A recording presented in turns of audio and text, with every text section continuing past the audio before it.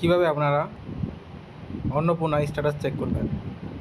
তো সবার প্রথমে আপনাকে যে সার্চ করতে হবে গুগলে গিয়ে আপনি ফ্যামিলি এখানে লিখবেন, ফ্যামিলি ডাটা কালেকশন লিখলে এখানে আপনার যে প্রথমে ওয়েবসাইটটি আসবে এখানে ক্লিক করবেন।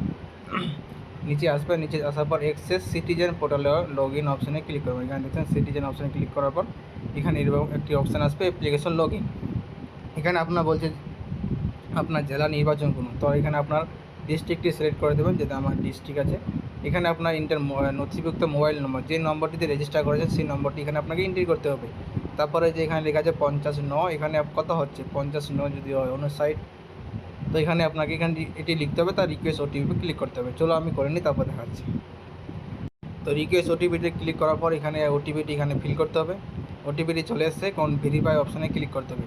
তো এখানে এরকম অপশানটি আসার পর নিচে অপশানটি আসবে, এখানে দেখতে পাচ্ছেন স্ট্যাটাস অপশানটি একটা অপশান আসছে। এখানে আমার নাম, আমার মায়ের নাম এখানে দেখাচ্ছে, অ্যাপ্লিকেশন বেনিফিশিয়ারি স্ট্যাটাস এখানে দেখাচ্ছে অ্যাপ্রুভ, অ্যাপ্লিকেশন অ্যাপ্রুভেড, এরকম যে লেখা আপনার আসে থাকে, তাহলে আপনার 100% টাকা আপনার ক্রেডিট হয়ে গেছে আপনার অ্যাকাউন্টে। একবার যে অ্যাকাউন্টে ডিবিটি লিঙ্ক আছে সেই অ্যাকাউন্টে ক্রেডিট হয়েছে, যায় একবার দেখে নিন, ঠিক আছে। এইভাবে আপনারা স্ট্যাটাস চেক করতে পারবেন খুব সহজে। আর যাদের নিচে অপশান আসবে অ্যাপ্লিকেশন রিজেক্ট বা অ্যাপ্লিকেশন পেন্ডিং যদি শো থাকে, তাহলে আপনাদের এরকম দেখাবে, দেখাচ্ছি আপনাদেরকে।